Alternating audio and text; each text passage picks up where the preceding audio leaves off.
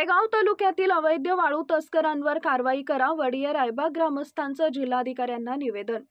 कडेगाव तालुक्यातील अवैध वाळू उपसा व वाहतुकीस प्रतिबंध घालून कारवाई करण्याबाबत शेतकरी नेते नारायण वाघमोडे यांच्या नेतृत्वाखाली शेतकऱ्यांनी निवासी उपजिल्हाधिकारी यांना निवेदन देण्यात आले। या निवेदनात असं म्हटलंय की कडेगाव तालुक्यातील वडिया रायबाग, शेळकबाव व वांगी येथून यंत्रांच्या सहाय्याने मोठ्या प्रमाणात अवैध गौण खनिजाचं उत्खनन सुरू आहे। यात विशेष करून अवैध वाळू तस्करी मोठ्या प्रमाणात सुरू आहे। प्रशासनातील काही भ्रष्ट लोकांमुळे हे वाळू तस्कर निर्ढावलेत। काही दिवसांपूर्वी कानरवाडी इथं भरारी पथकाच्या गाडीला तस्करांनी धडक देऊन वाहन घेऊन पोबारा केला होता। तालुक्यात अवैध वाळू उपसा करत असताना नेवरी इथं एकाला आपला जीव गमवावा लागला होता असं ऐकण्यात आहे।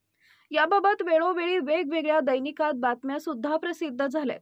मात्र असं असताना अवैध वाळू तस्करी रोखण्यात कडेगाव महसूल प्रशासनास पुरतं अपयश आलंय। यास कारणीभूत काही भ्रष्ट महसूल कर्मचारी आहेत।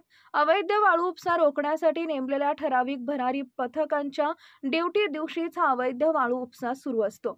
या ठिकाणी भरारी पथकात प्रभारी तलाट्यांची नेमणूक करण्यात आली आहे। हे तलाठी महाशय आपल्याच तालुक्यातील नेवरी इथं अवैध वाळू तस्करांकडून हप्ता म्हणून लाच घेताना लाचलुचपत प्रतिबंधक विभागास रंगेहात सापडले होते। असं असतानाही त्यांना एरळा नदीचा काठ असलेल्या वडिया रायबाग गावचा प्रभारी कार्यभार देण्यात आलाय। तरी आपण याबाबत योग्य ती कठोर पावलं उचलून अवैध वाळू तस्करांशी संबंध ठेवणाऱ्या महसूल कर्मचाऱ्यांवर प्रचलित शासकीय परिपत्रकाप्रमाणे कठोर कारवाई करावी।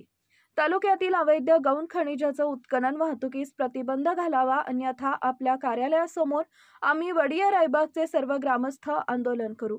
निवेदनावर नारायण केशव वाघमोडे, प्रवीण कुमार भालचंद्र शिंदे, किरण तानाजी सूर्यवंशी, गोरख नारायण महाडिक, विश्वनाथ पांडुरंग माळी, तुकाराम लक्ष्मण जगताप यांच्यासह शेतकऱ्यांच्या सह्या आहेत।